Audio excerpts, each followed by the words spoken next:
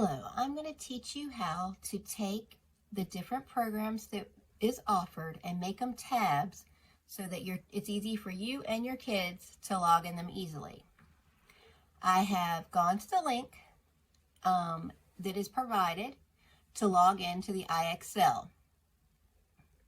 And what I'm going to do is, if you're on Google Chrome, up in the right hand corner over here, there is a star. If you click that star, it's going to give you the option to add to your favorites bar.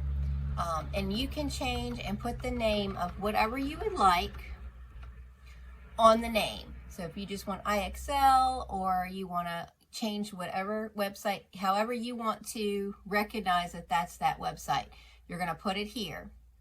Now, I have folders on my computer, as you see up here.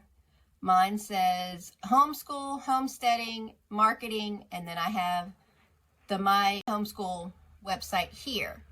So I'm going to put the IXL in my homeschool, but if you don't have any folders, or it's just you want to put it on the main bar for them to easily find it, you're just going to put it on bookmark bar. So if I put it on bookmark bar and hit done, it's just going to place it right here.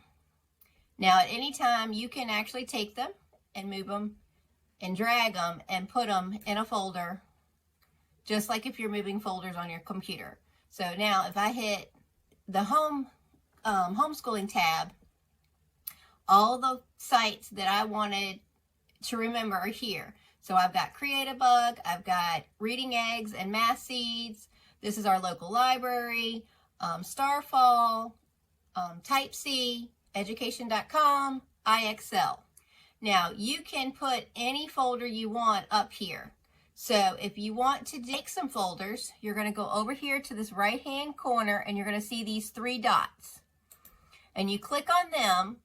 And then this is another way to add to your favorite bar, is you can go in here, and when you're on your site you want, and you can just click here and you can put show bookmark this tab.